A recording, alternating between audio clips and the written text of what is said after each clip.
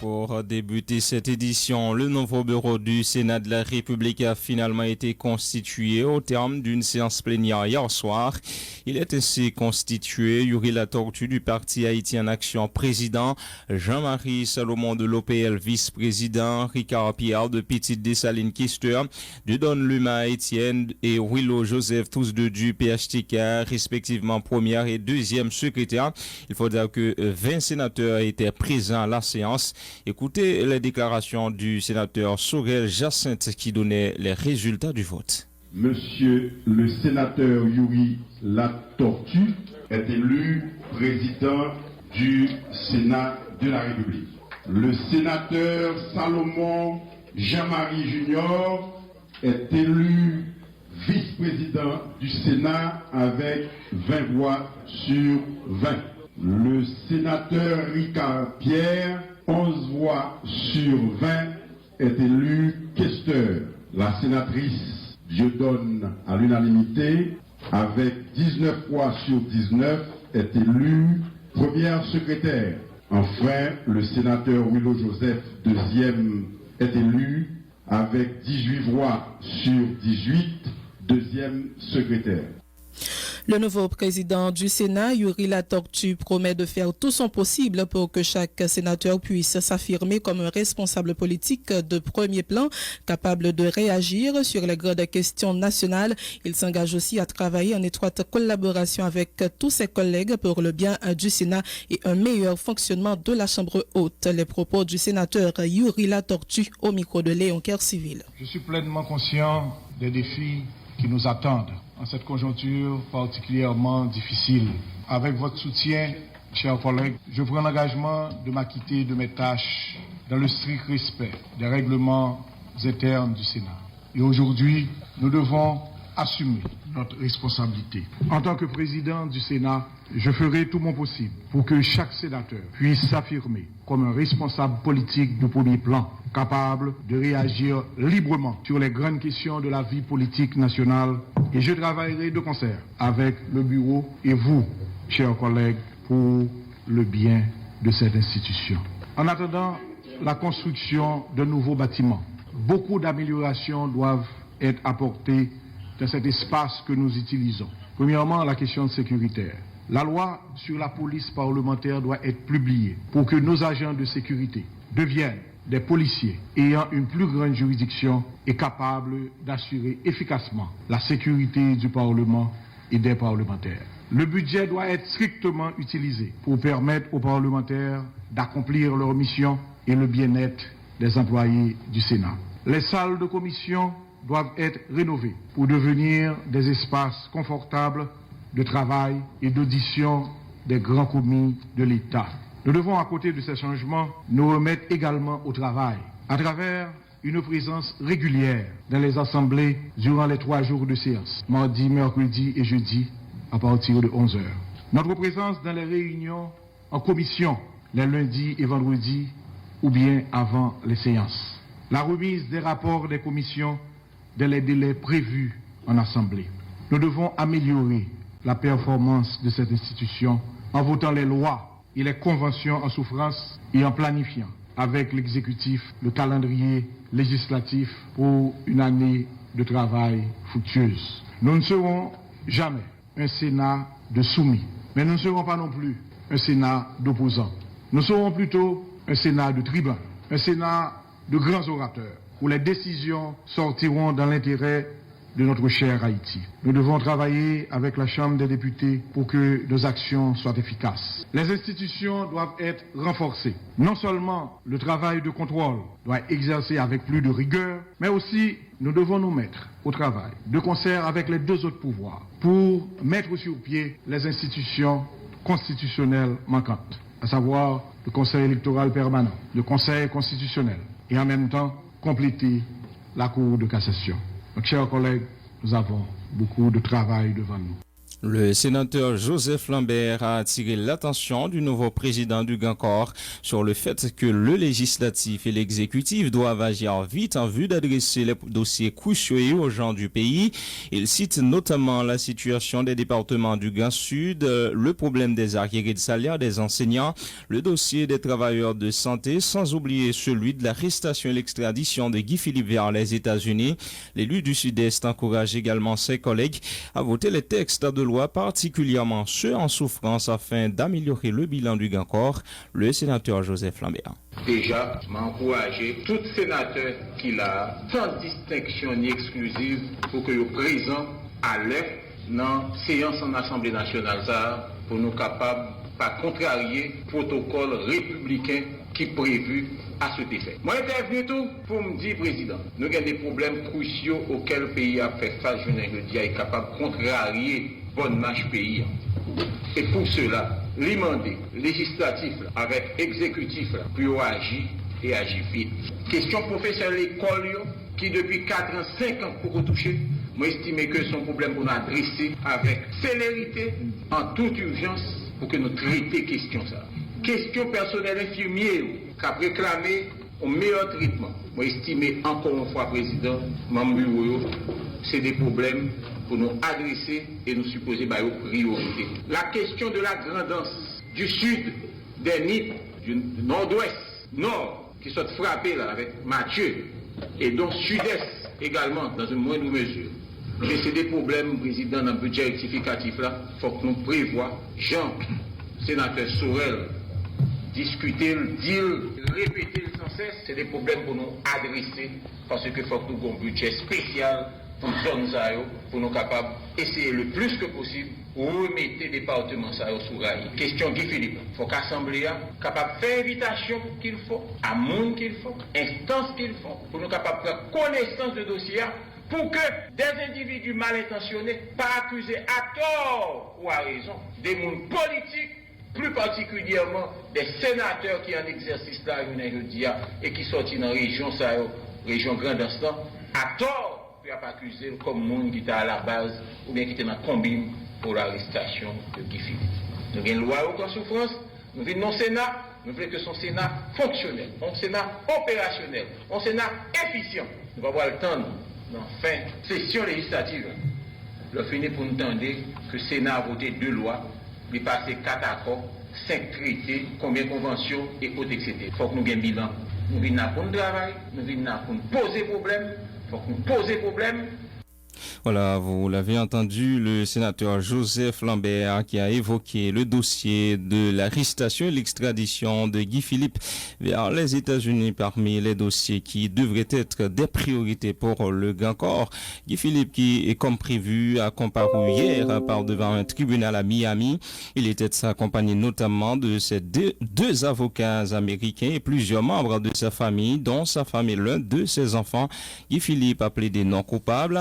Il faut dire que l'audience n'avait duré que 3 minutes selon notre collaborateur James Pierre qui était présent au tribunal. Après l'audition, Guy Philippe a été reconduit dans sa cellule. Il devrait comparaître à nouveau au tribunal le 27 janvier prochain. Il faut dire également qu'une centaine de partisans de l'ex-chef rebelle étaient venus lui apporter leur soutien. L'un des avocats de Guy Philippe à Port-au-Prince, maître Mario Delcy, affirme qu'il s'attendait que son client plaide non coupable lors de cette deuxième audience, soulignant que l'ex-chef rebelle et ancien commissaire de police a toujours rejeté les accusations dont il fait l'objet. Maître Delcy, qui dit attendre le procès de son client dans les prochains jours, en a profité pour lancer un appel au calme et à la sérénité à l'endroit des partisans de Guy Philippe. Écoutez les déclarations de maître Mario Delcy au micro de Marie-Guylaine Saint-Aimé-Macéus. Philippe, c'est toujours dit que les Pagnéens n'ont rien à voir à l'accusation que la justice américaine y mettait sous dol. Et d'ailleurs, tout le monde connaît, il était toujours dit que les presse, il y a un mandat, il y a une preuve ou bien un indice qui représente contre lui pour que les comparaître côté pour les comparaître là. Je ne dis à là, c'est sans surprise, Guy Philippe, ensemble avec avocat, parce que c'est mon seul qu'on y a l'autre avocat qui vient ajouter, donc il plaide non coupable et il y a prétendre pour que normalement procès li déroulé et à ce moment-là, prosécuteur, ça y aurait les ministères publics en Haïti, il peut venir avec ça que yo gagné dans meyo parce que autant vous êtes en débat là tout dans indictment yo te gagné dans meyo yo dit que Guy Philippe ça va conspirer pour que lui fait 5 kilos cocaïne entrée aux États-Unis pendant plusieurs années et yo parlait tout de une somme de $112 500 ou de $112 américains que ça va blanchir. Donc ce sont des accusations, on prétend que le procès a été fait normalement et c'est le jury qui va déterminer est-ce que véritablement Guy Philippe est coupable ou bien est non coupable. À l'initiative du député de Pestel, Ronald Etienne, et des responsables du consortium des partis politiques haïtiens, des partisans de Guy Philippe ont pris part hier à un sit-in devant l'ambassade américaine à Tabar. Ils réclamaient la libération du sénateur élu de la Guendance. Écoutez la déclaration du député de Pestel, Ronald Etienne, du président du consortium Jean-Tel Joseph et des partisans de Guy Philippe. Nous gagnons un peuple qui vote, un sénateur, le sénateur Guy Philippe. Il a exprimé depuis son départ besoin pour que le ville remplisse fonction là. Je pense que les États-Unis d'Amérique ne doivent pas question dans toute ampleur qu'elle gagne, dans toute ampleur qu'elle gagne, diplomatique, politique, et qu'il doit juger et rappeler l'ambassadeur ça, qui fait des déclarations malencontreuses contre l'honorable sénateur Guy Philippe. Ça traite de fugitif et que Guy Philippe n'a jamais été un fugitif.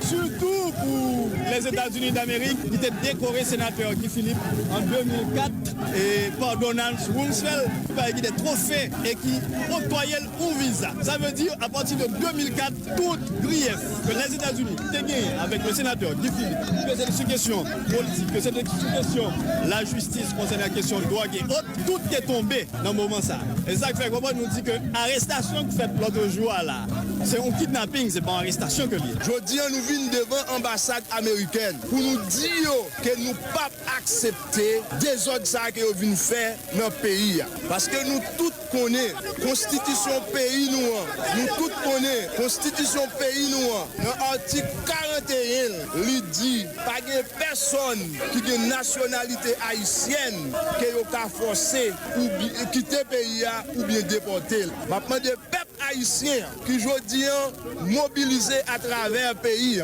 qui présent avec nous devant l'ambassade là. N'a dit restez mobilisés parce que ça fait là son vagabondage, son kidnapping, c'est un enlèvement suivi de séquestration. Son insulte pour le pays, son avilissement pour le Parlement. Et mouvement ça l'a fait nous là, c'est pas seulement devant l'ambassade là, nous-mêmes qui dans l'ouest là, nous devant l'ambassade là. Et mouvement ça qu'on a là fait de façon parallèle dans toutes 12 communes grandes ensemble. Et qui ça n'a demandé? N'a demandé libération Guy Philippe immédiatement. Amérique va respecter nous en tant que peuple noir libre, indépendant. Ils ont toujours piétiné droit nous. Ils ont toujours fait nous tout ça pas bon. Et c'est celle nous-mêmes en tant que peuple noir américain qui a fait ça. Je dis, nous va venir sur pile bagaille. Américain, message pour vous. Je dis, pour nous, piquet ça nous planter là. Pour nous lever, il faut que nous donnions Guy Philippe, non importe, tous ces nouvelles versions. La justice américaine ne s'est pas encore prononcée sur le sort de Guy Philippe, mais déjà la question relative à son siège au Sénat de la République fait débat. Il s'agit d'un cas insolite et complexe, reconnaît le sénateur de l'Ouest, Jean-René Senatus, qui se questionne sur le statut actuel du sénateur élu en détention à la prison fédérale de Floride. Le sénateur Senatus continue de dénoncer les conditions dans lesquelles Guy Philippe a été arrêté et extradé vers les États-Unis. Le parlementaire croit opportun de remettre en question l'accord signé en 1997 entre Port-au-Prince et Washington et sur la base duquel Guy Philippe a été arrêté. Le sénateur Jean-René Senatus était l'invité du journal Infovision hier matin. Il répondait à Dorbouz Figaro. C'est dans la radio. Dans bouche moun, nous tendez Guy Philippe non, mais la justice américaine. C'est une question que tu posée tout à l'heure là qui est très difficile. Et m'ta remet un avocat ici ou bien un ancien qui t'a pas une réponse à ça. Qui ça y a fait avec siège Guy Philippe là dans le Sénat. Et puis qui sont prêts à le faire avec droit moun Jérémy qui doit gagner 3 sénateurs pour défendre yo. Moun grandance yo qui sont prêts à le faire avec. Est-ce que réponse à la question ça veut pas lié avec le jugement Ah mais c'est ça même d'où le fin jugement aux États-Unis. Comment jugement ça applicable sur le territoire national là? Point d'interrogation. Est-ce que Guy Philippe Jodia là, il pas en état de détention préventive prolongée ou pas connaît? Est-ce que arrestation est illégale? Question ça y a venir répondre moins, il beaucoup répondre nous jusqu'à présent. Donc nous pourra parler. On a l'admettre Guy Philippe passé 10 ans aux États-Unis, par exemple, les pas jugé 10 ans, moun Jérémy après 100 sénateurs. Quel est le statut de Guy Philippe aujourd'hui pendant qu'on a parlé là? Parce que la Constitution pas prévoir empêchement ça. Donc, bon imbroglio que nous-mêmes nous pas en mesure pour nous répondre. Et qui le n'a pas une réponse à la question ça? Réponse ça yo, je pense que c'est le temps qu'a poté. Parce que yo pas dans le livre, ou du moins pas dans le livre pas non. Guy Philippe même avocat lui écrit, même si tu as une décision qui prend aujourd'hui. Non, mais décision si dans base là, il te gain vice ou pas qu'à le temps de finalité et ça fait m'dou faut qu'autorité au vini pour venir bailler lumière sur lui pour nous raconter comment bagaille là y. Parce que comprenez bien, leur privent monde de liberté selon votre lié. Est-ce que sénateur ou en train de dire que quelle que soit décision qu'il prend concernant Guy Philippe, je dis elle va supposer qu'il y a une conséquence ou mandat li? Non, gagne décision qui prend des conséquences. Si par exemple il y a l'autre bon côté lié, côté dit lié, il y a pendant 10 ans. Là fait 10 ans dehors. Mais qu'on y a là, l'heure tourner, faut qu'on dise qui statut l'a bien. Non, son mandat. Non, son mandat.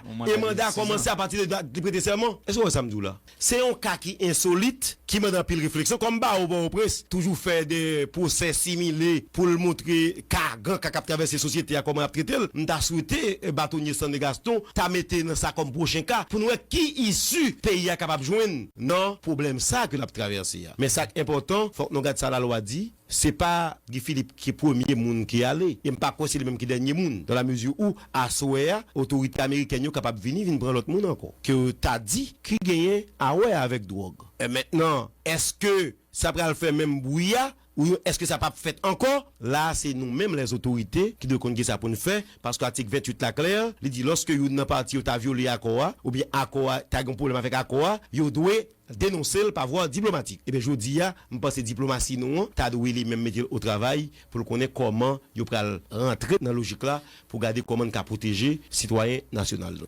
Moi-même, je connais les États-Unis sont un peuple qui respecte la loi. Ils respectent la loi. Pas de monde États-Unis tout cap d'accord pour pays venir violer la loi en Haïti, venir violer la constitution en Haïti. Maintenant, yo même yo bat bravo yo dit yo agi dans cadre d'un accord que vous gagnez avec Haïti. Est-ce que l'accord va exister? Oui, il existe. Est-ce que pas nous qui ouvert porte là? Oui, c'est nous qui ouvert porte là. Là, nous finissons ouvert barrière nous. Et puis, des autres fêtes, c'est pas après cabrit fin pas si vous n'avez les barrés. Je dis à plus que une possibilité pour nous dénoncer, eh bien, sous énervement haïtien yo qui frappe dans fort intérieur yo, moi penser autorité nous yo doit dégager yo pour bailler une réponse à la population. Le commissaire du gouvernement de Port-au-Prince informe avoir transféré le dossier de Wilson Lalo au cabinet d'instruction. Cette décision fait suite, a-t-il dit, au refus de l'ex-ministre de l'économie et des finances de participer à une confrontation avec l'ex-directeur du BMPAD, Eustache Saint-Lô, dans le cadre de l'enquête sur la gestion des fonds Petro-Caribé. Écoutez les précisions du commissaire Jean-Danton Léger au micro de Lovely Stanley Numa. L'ancien ministre des Finances, Wilson Lalo, est comparé volontairement par devant le parquet. Une commission de substitut montée à cet effet étendue. Après ça, on devine voir l'année, pendant qu'une devine envisager une confrontation entre nous et Eustache Saint-Lô. Confrontation de pas privée faite, mais puisque nous-mêmes au niveau du parquet, nous pas qu'à un dossier au droit, nous sommes obligés de faire la saisine du cabinet d'instruction. Donc, je vous dis, sous terrain, mais des renseignements sur la situation juridique de M. Wilson Lalo, voyez le cabinet d'instruction. Le commissaire du gouvernement près le tribunal de première instance de Port-au-Prince, Jean-Danton Léger, a lancé officiellement hier vendredi un programme de formation à l'intention des femmes incarcérées à la prison civile pour femmes à Cabaret. Lors d'une visite guidée à ce centre carcéral, le commissaire Léger, qui était accompagné de plusieurs formateurs, s'est engagé à libérer une cinquantaine de ces détenus qui ont passé entre 2 et 10 ans derrière les barreaux sans avoir été déférés devant leur juge naturel. Reportage Lovely Stanley Numa. Est-ce que tout le monde a tout jugé déjà? Ces femmes, dont certaines d'entre elles sont emprisonnées depuis plusieurs années sans avoir été jugées, ont employé tous les moyens à leur disposition pour attirer l'attention du commissaire du gouvernement de Port-au-Prince sur leur sort. Transférées depuis plusieurs mois à la prison civile de Cabaret, elles ont déclaré compter sur le souci de maître Jean-Danton Léger de combattre la détention préventive prolongée pour enfin sortir de cet enfer. Comme de cas médicaments, c'est plus ou moins. Si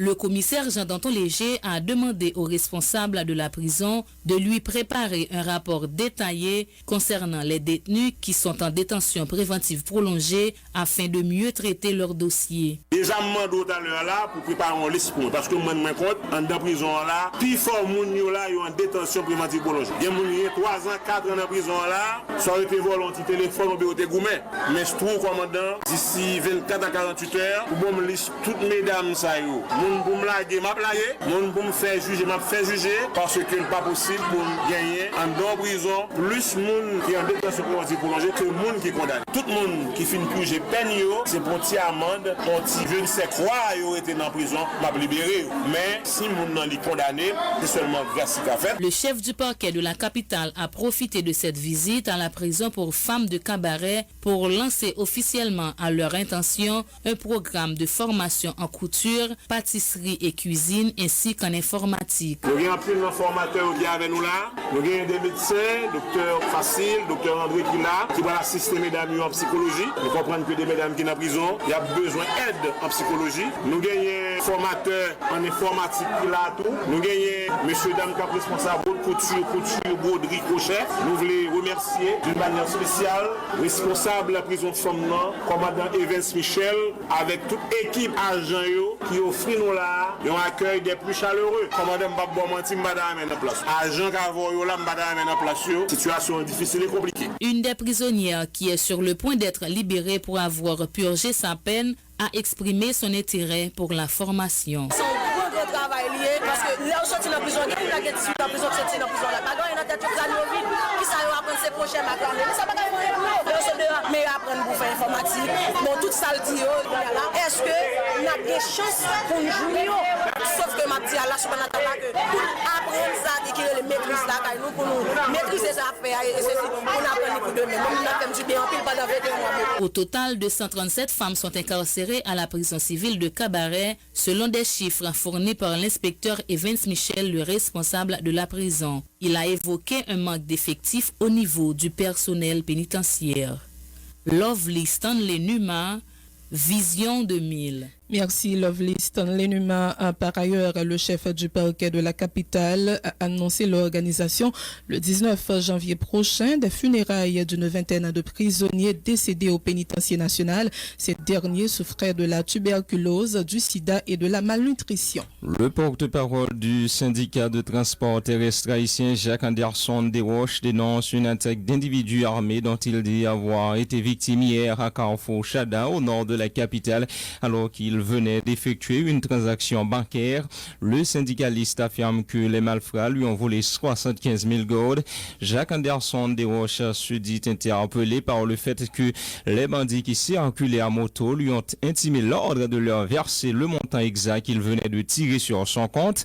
Il pense que les braqueurs seraient de mèche avec les employés de la banque et ont emporté l'affaire par devant les instances concernées et compétentes. Les déclarations du syndicaliste Jacques Anderson Desroches au micro de Léon Kercivil. Nous sommes dans BNC Kafouchada. 5 minutes après, bandit braquem et puis bandit dit nous sommes près 15 000 $ entre les BNC. Effectivement, nous faisons une transaction sous chèque, de canne chèque dans poche, nous sommes près 15 000 $. Pour ça qui dérange la question, si bandit a dit nous sommes la banque, je n'ai aucun problème. Il y en a qui sont dans la banque là. Mais là, il dit nous sommes près quantité comme ça, son signe qui dit qu'on connivence entre les gens qui sont dans BNC et les gens qui sont bandits qui ferraillent dans la rue.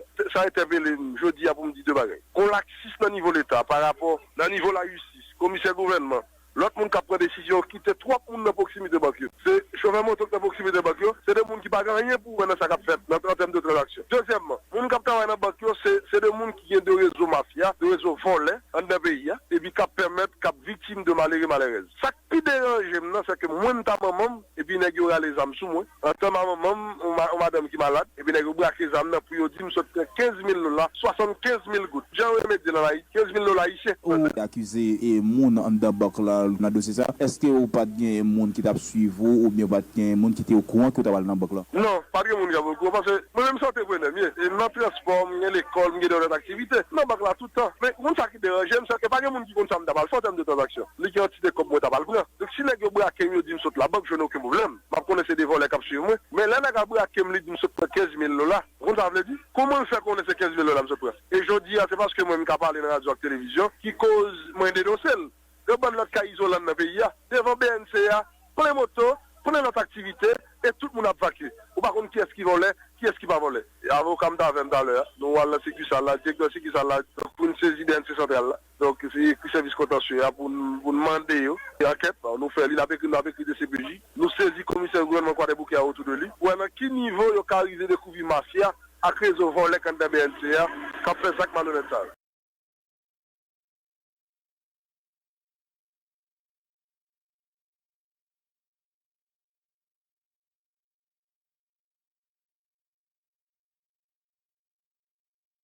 Madame, Monsieur, dans la deuxième partie du journal. Le président élu Jovenel Moïse s'est déjà entretenu avec plusieurs sénateurs. Le sénateur de l'Ouest, Jean-René Senatus, qui lui a déjà rencontré, affirme que ces échanges avec le prochain chef de l'État avaient porté sur leur vision du pays et les actions à entreprendre pour améliorer les conditions d'existence de la population et mener le pays à bon port. Le sénateur Jean-René Senatus au micro de Darbouz Figaro. Les rencontrer avec un pile sénateur, les rencontrer avec moi. Et non pas aller pour nous garder ça fait dans le pays. Parce que Jean ou même Darbouz, ou un gens découragé parfois, Jean pile jeune garçon avec jeune fille n'a quitté le pays pour aller lever sac là. Il était qu'à faire ici, mais il a levé le piton en Équateur, à Costa Rica, dans le pays Amérique du Sud. Parce que qu'on est ici de gain sécurité à n'importe quel moment il a mourir. Je préfère à l'autre bois à le faire. Moi pense que le président gagne les potés tout lui-même, un fardeau. Et fardeau que le poté a, li partage ensemble avec nous. Moi partage vision pam yo avec fardeau pam ensemble avec même l'autre sénateur ou fait pour regarder ensemble comment nous capable conjuguer pour mener pays au bon port. Qui puis grande mesure au quoi prochain chef l'État il t'a supposé prendre pour le montrer effectivement il peut aller sous voie changement la pour dans la campagne là. Moi-même moi dit m'a conseiller président et m'on parler avec lui déjà sur ça, moi le gagne le programme ni. Premier plus grand bien plus grand cadeau que le fait pays c'est recalibrer, reconsolider si ou consolider déjà, camper et créer les principales institutions de l'État qui doivent permettre pays ça aller bien pour nous sortir dans l'instabilité. Je ne parle pas l'institution, je voulais parler de la famille. Premier bagage c'est la famille. Je dis moi penser faut que famille ait une politique publique qui est appliquée en faveur parce que c'est anormal pour ti moun nou jusqu'à présent livrer à eux mêmes. Tant qu'on ne pas reconstituer famille, nous pas jamais gagner les besoin pour constituer société. Président Jovenel a gagné pour reconstituer famille avec administration. Moi-même, moi, demandé faut un ministère de la famille qui pour venir pour appliquer politique publique en matière de famille. C'est pas ça seulement. Après d'avoir pour nous monter CEP permanent, faut nous monter conseil constitutionnel là. Faut nous renforcer la cour de cassation et remplir la cour de cassation. C'est Bible a dit la justice élève une nation. L'on est blanc vin là li pour haïtien la lavelle. Nous tout honte là, c'est parce que justice nous pas camper bien. L'injustice fait la honte de la nation. Et bien faut que nous dégager nous pour nous recamper justice là pour sénateur Jean-Renel connaît leur violer la loi la bien même peine avec monsieur Dieu si bon connaît leur violer la loi la bien même peine avec président un tel ou présidente une telle. C'est ça capable permettre au moins non recalibrer pays nous et aller ces institutions yo en passant par la famille. La ministre à la condition féminine et aux droits des femmes, Marie-Denise Claude, a rencontré l'une des 4 femmes parlementaires hier vendredi dans les locaux du ministère. Il s'agit de la députée de Jérémy, Marie-Gladys Saint-Jean, lundi. Au fait, Marie-Denise Claude devait s'entretenir avec toutes les femmes parlementaires. 2 d'entre elles étaient en retard alors que la 4e, la sénatrice du Nord, Dieudonne Luma Etienne, participait, elle, à une séance au grand corps. Écoutez les déclarations de Marie-Denise Claude et Marie-Gladys Saint-Jean lundi au micro de Daphné Gédéon. Nous avons pu jusqu'à présent avoir 4 femmes au niveau du Parlement.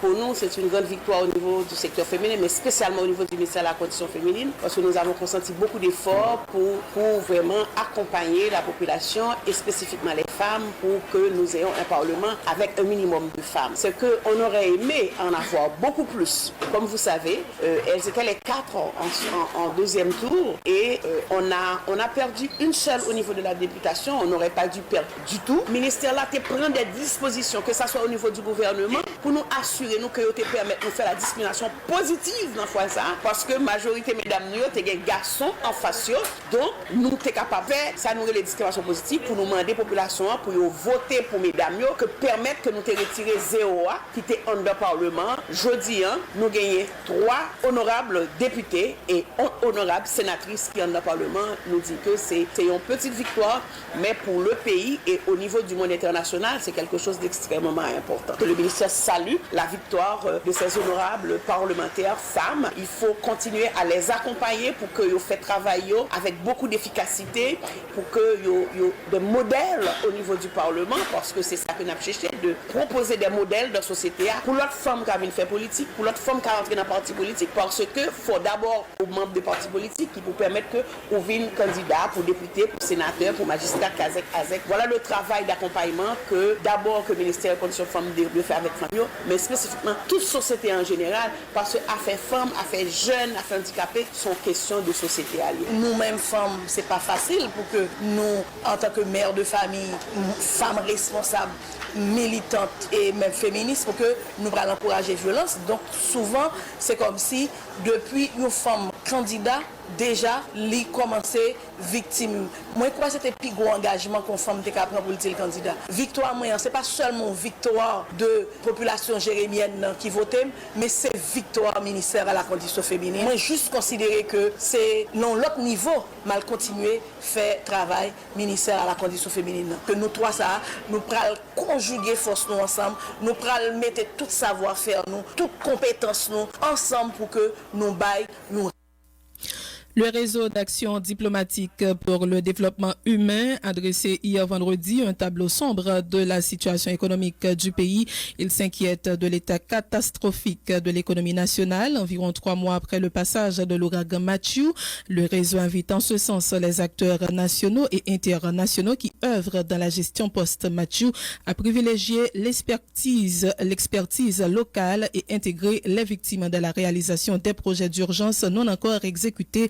Ernst Turin est le coordonnateur général du réseau d'action diplomatique pour développement humain. Sa déclaration au micro de Michelot Xavier. Le réseau d'action diplomatique pour le développement humain invite les acteurs nationaux et internationaux qui œuvrent dans la gestion du cyclone Mathieu et de l'inondation survenue récemment au Cap-Haïtien de privilégier une approche de qualité dans toutes les phases de la gestion de ces 2 catastrophes naturelles. Il les invite à faire usage de l'expertise locale et d'intégrer les victimes dans la réalisation des projets d'urgence non encore concrétisés dans les phases de réhabilitation et de reconstruction, car la meilleure façon d'aider les victimes est de les faire partie prenante des décisions et des travaux réalisés susceptibles de subvenir à leurs besoins et qui impacteront leur vie. Le réseau d'action diplomatique pour le développement humain invite aussi les acteurs nationaux et internationaux travaillant dans le cadre de développement en Haïti de considérer le taux de chômage dans ce pays. Les 800 000 personnes qui vivent avec moins de $2 par jour, le faible revenu de la majorité des travailleurs, la montée du taux de dollar américain afin de tenir et de faire tenir l'approche revenu équitable pour tous. Nous recommandons à l'État haïtien, au Conseil supérieur du salaire, au ministère des Affaires sociales et du Travail, aux ONG à caractère international, aux organisations internationales et autres d'accorder importance à ce qu'elles représentent comme organismes de développement afin de prendre position pour embrasser et faire embrasser l'approche revenu équitable. Car cette approche est l'idéal de plusieurs instances nationales et internationales qu'il ne faut pas trahir. Sur ce, nous interpellons le gouvernement haïtien à mettre de côté la logique selon laquelle les ONG et autres employeurs doivent tenir compte de la grille salariale de l'État, car la grille salariale en Haïti est une grille salariale de misère, de pauvreté qui brise en fait la classe moyenne. Ceux qui ne transcendent pas pour pouvoir cautionner le bonheur ne doivent pas empêcher à d'autres de le faire, car ceux qui ne travaillent pas en Haïti vivent par la solidarité de ceux qui travaillent. La misère cautionne le vol, la prostitution, la délinquance et des menaces pour tous. À l'égard d'une telle vue, le réseau d'action diplomatique pour le développement humain recommande donc aux organismes employeurs de prendre des dispositions diligentes, urgentes, équilibrées et concertées pour éradiquer le mal découlant du revenu non équitable et indécent. Plus de 3 mois après le passage de l'ouragan Mathieu, le coordonnateur de l'association des personnes handicapées de la Grand'Anse, Paul Balmire, continue de dénoncer la mauvaise gestion, la mauvaise distribution de l'aide post-Mathieu dans ce département qui a été durement frappé. Il en appelle à la compréhension du gouvernement en vue de permettre aux personnes handicapées de bénéficier de l'aide destinée aux personnes les plus vulnérables de ce département. Les propos de Paul Balmire Laguerre au micro de Marie-Guylaine Saint-Émé-Macéus. Nous senti nous exclus parce que, surtout après le passage du cyclone Mathieu, il y a une association qui bénéficie, qui choisit pour association par eux, nous-mêmes, nous pas bénéficier rien. Nous obligés de passer matin à la Radio Vision 2000, juste pour nous capables de faire un décret nous, parce que nous pas comprendre ça qui passe exactement. Malgré me paraît chita, comme la poule, picor pousser.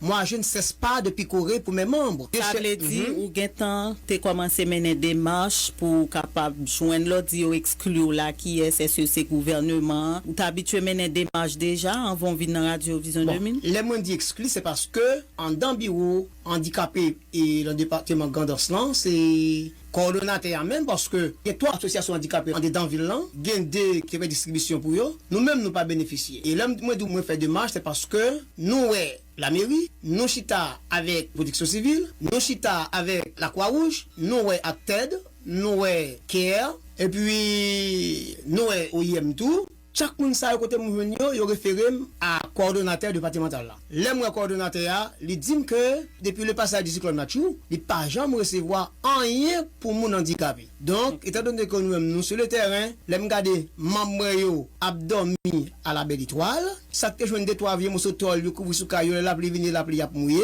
puisque moi-même c'est coordonnateur obligé en clair qui ça va demander pour mon qui fait partie de l'association ça. M'a demandé gouvernement et nèg privé moun cap coordonner aide dans le département Grand'Anse d'une façon spéciale pour faire penser à Afaga à PHAGA parce que gen des Afaga dans ville là car on entend la radio côté yo dit aide la rentrée dans le département c'est pour les personnes les plus vulnérables et voilà distribution par arrivé bon côté nous gagnons agent OIM c'est monsieur Didlé m'a connait signature qui devient chita avec nous il te fait me prendre non un paquet de famille non famille ça me te porter dans bureau OIM château les m'rivé yo dit pas château encore pas tout presque lié me le dit yo le dit ça mais depuis en fin d'octobre tout le dit téléphone dans son nez sans réponse il va jamais prendre alors nous toujours après le président et ça cap passer gen moun qui cap chichoter en bas est-ce que c'est bagaille yo me joindre prend. Lors de la 13e édition de son programme baptisé Vendredi de la population, la secrétairerie d'État à la population a organisé une journée de sensibilisation sur les désastres naturels.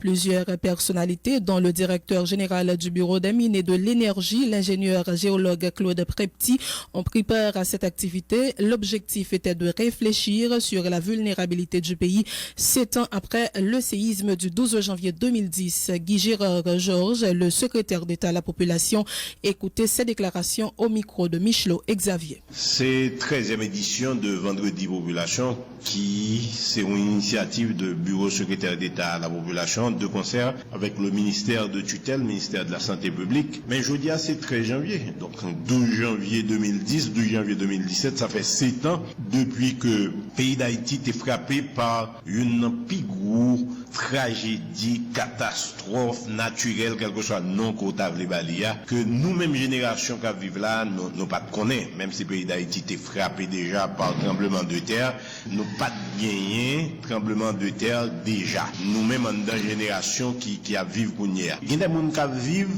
ces tremblements de terre ça qui fait le perdre un bras, perdre un pied. 7 ans après, ça qui fait. Le gouvernement dans son ensemble décidé que 12 janvier qu'on n'y a pas arrêté, c'est une journée de réflexion que la pièce chaque 12 janvier, mais pas réfléchir sur le monde qui mourit, mais réfléchir sur quelle situation n'a vivre. Donc au niveau de secrétaire d'État à la population, nous pensons que c'est juste le vendredi population ça pour nous faire une journée de sensibilisation, inviter des groupes d'étudiants, inviter un pile l'autre monde qui convient dans vendredi population, faire expert venir, par exemple exemple, nous avons monsieur ingénieur Prepti qui là, nous avons ingénieur Bertrand qui est même là, capable non seulement poser problème, non, parce que jusqu'à une heure pendant qu'on a parlé, nous pas sorti de ça nous hier. Et si un tremblement de terre qui passait, nous avons un peu de monde mourir toujours. Parce qu'il y a des dispositions qui pour prendre. Ouais, au niveau de la mairie, il y a demandé coup de main. Parce que le conseil de CAI que le ministère des Travaux publics te mettait en rouge.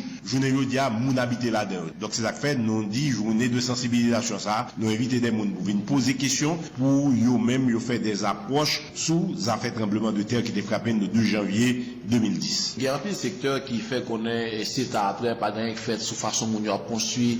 Donc, après, campagne de sensibilisation qu'a fait dans le niveau vendredi population, qui ça, nous mettons en perspective dans le niveau de l'État pour nous empêcher forme de construction anarchique, ça. Je dis à suivi de l'État, c'est bagaille qui doit primer, parce que son gouvernement de transition qui peut remplacer par un gouvernement élu. Et je veux dire, c'est le rôle des maires, le rôle des mairies pour contrôler qui genre construction a fait. Parce que de façon très anarchique, nous en levons matin, ils mettons 2-3 blocs, les construisons caille. 2-3 jours va passer, ils mettons l'autre sous les. Et puis après ça, on entend des cailles ça effondrer. Même le bagage tremblement de terre. Nous pensons que non seulement c'est rôle magistral, mais il faut magistral tout gagner un coup de main de ministère qui concerne, nous plus parler de ministère travaux publics. Et ministère des Travaux publics, tout le besoin de coup de main l'État. Donc c'est ça que fait, nous-mêmes, là, nous avons fait sensibilisation, nous avons poussé, même dans l'État que nous y a, que des dispositions qui prennent.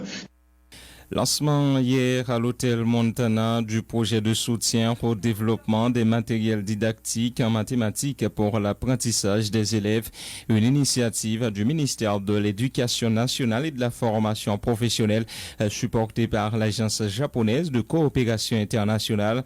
Ce projet triennal vise à améliorer l'apprentissage et l'enseignement des mathématiques dans le département du Centre par le développement et l'introduction des matériels didactiques adaptés, compte rendu Marie-André Bélange. Financé à hauteur d'environ $1 million par l'Agence japonaise de coopération internationale, ce projet qui sera réalisé en 2 phases sera mis en œuvre dans 2 communes du département du Centre, à savoir Hinche et Mirebalais. La première phase touchera 12 écoles publiques et non publiques, pas moins de 3 777 élèves, 76 enseignants et 20 personnels d'encadrement en bénéficieront. La deuxième phase concernera 35 295 élèves, 666 enseignants, 44 inspecteurs et 153 écoles du niveau fondamental. Prenant la parole en la circonstance, le directeur du ministère de l'Éducation nationale a surtout mis l'accent sur l'importance de ce projet, appelant toutes les directions techniques concernées à fournir un appui sans faille à son implémentation. Louis-Marie Cador. L'initiative sera mise en œuvre dans le département du Centre. Ils ont en 2 phases. Cette première phase pilote avec 12 écoles, 76 enseignants comme bénéficiaires directs, 20 personnels d'encadrement et un effectif de 3 777 élèves, dont 1697 garçons et 2080 filles. Les 12 écoles seront donc des écoles publiques et non publiques dans le sous-secteur fondamental. C'est pour nous un projet très important à 3 niveaux. D'abord, au niveau pédagogique, au niveau éducatif globalement global, si vous me permettez, et puis au niveau économique. Intervenant lors du lancement de ce projet pilote, le directeur régional de l'Agence japonaise de coopération internationale, Osamu Asegawa, a dit beaucoup attendre en termes de résultats. La coopération haïtiano-japonaise dans le secteur éducatif était limitée jusqu'à présent à l'accueil des participants haïtiens aux différentes formations au Japon. Ce présent projet essaie de coopération technique en éducation qui ne voudront le croire attendre les résultats escomptés. Le directeur départemental de l'éducation du centre, Muller Julesen, s'est réjoui de cette initiative consacrée à sa région. Selon lui, ce projet traduit la volonté du MNFP et ses partenaires de travailler en synergie et conjuguer leurs efforts pour parvenir à une éducation de qualité en Haïti. Le lancement de ce matin traduit notre volonté de travailler en synergie de conjuguer nos efforts pour une éducation de qualité en Haïti. Parce que le développement de notre cher Haïti, autrefois appelé la perle des Antilles, passera inévitablement par l'éducation qui est un processus de transmission de savoir, de pratiques culturelles et culturelles de nos ancêtres. Ce projet, dont la gestion est confiée à la direction de l'enseignement fondamental du MENFP, assisté de la direction de la qualité et de la direction de la formation et de perfectionnement, s'inscrit dans le cadre des actions visant à améliorer la qualité de l'éducation en Haïti. Marie-André Bélange, Vision 2000. Merci Marie-André. Signature hier d'un protocole d'accord entre la Chambre de commerce et d'industrie haïtiano-panaméenne et le Centre de formation et de développement économique. Cet accord permettra aux étudiants finissant en gestion des PME et autres études connexes de développer un plus grand intérêt pour le monde des affaires. L'ambassadeur du Panama accrédité en Haïti, Xiomara Pérez, et la présidente de la CCIHP, Sandra Beauville, n'ont pas caché leur satisfaction.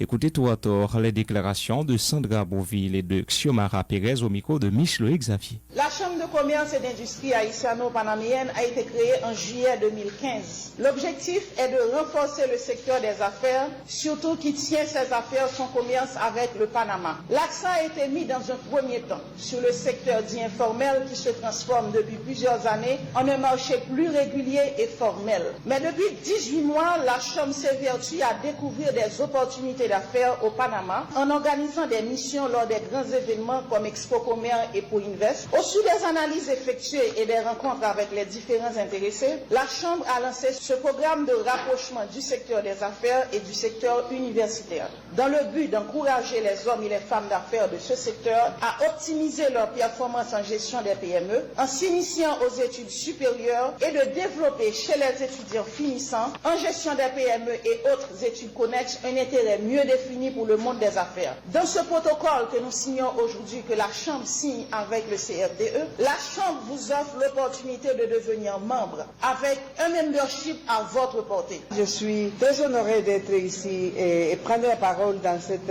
importante cérémonie de signature du protocole et de l'accord entre la Chambre de commerce Haïti-Panama et le Centre de formation et développement économique. Ce protocole d'accord, sans doute, permettra aux étudiants d'acquérir les connaissances nécessaires sur le monde des affaires locales et internationales. L'ambassade du Panama en Haïti félicite la Chambre et le Centre de formation qui vient de pour ces ponts, ces liaisons qui viennent de se créer entre le secteur universitaire et le monde des affaires à travers de la Chambre, que je suis sûr forgera l'intérêt un peu plus profond pour le monde des affaires et ouvrira des opportunités à niveau des études. Et je suis sûr que ça va vous ouvrir les portes et les choix à niveau professionnel.